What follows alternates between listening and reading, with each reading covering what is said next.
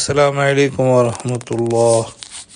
ছোট ছেলের আবদার রক্ষার্থে চলে এলাম চুকনগরের বিখ্যাত চুইঝালের খাসির গোস্তের আব্বাস হোটেলে।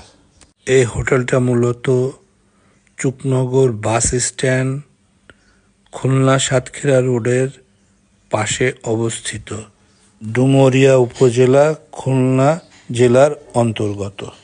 আব্বাস হোটেলের প্রতিষ্ঠাতা আব্বাস আলী মোরল। কথিত আছে যে চুইঝালে খাসির গোস্তের রান্নাটি আব্বাস আলী মোরল ইন্ডিয়ার মাদ্রাজ থেকে এটা শিখে এসেছিলেন। 1950 সালের দিকে গোলপাতার ছাওয়া একটি ছোট্ট ঘরে এই হোটেলটি উনি শুরু করেন। বসবার ব্যবস্থা হিসাবে ছিল স্কুলের বেঞ্চ। মাত্র 2টি পদ দিয়ে উনি শুরু করেছিলেন: খাসির গোস্তের সঙ্গে চুইঝালের সংমিশ্রণে রান্না আর গরম ভাতের সঙ্গে খাসির গোস্ত, যা আজ অবধি বিদ্যমান আছে। শুরুতে আব্বাস আলী মোরল 1 প্লেট ভাত এবং 1 পিস গোস্তের দাম নির্ধারণ করেছিলেন মাত্র 1 টাকা।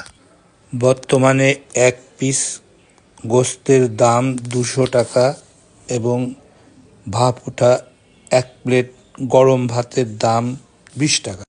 আব্বাস হোটেলের চুইঝালের খাসির গোস্ত মুখে তুলে নিতেই অতুলনীয় স্বাদ, গন্ধে মন জুড়িয়ে আসবে।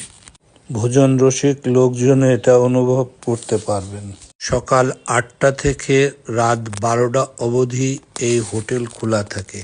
আমরা গিয়েছিলাম সকালবেলা, এই জন্য লোকের আনাগোনা একটু কম। বেলা বাড়ার সাথে সাথে ভোজন রসিকদের পদচারণে এই হোটেলটি মুখরিত হয়ে ওঠে।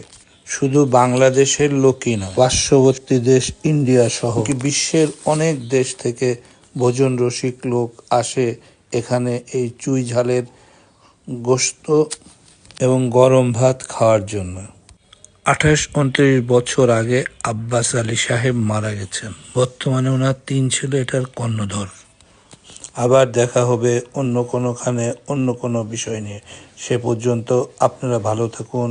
আল্লাহ হাফেজ।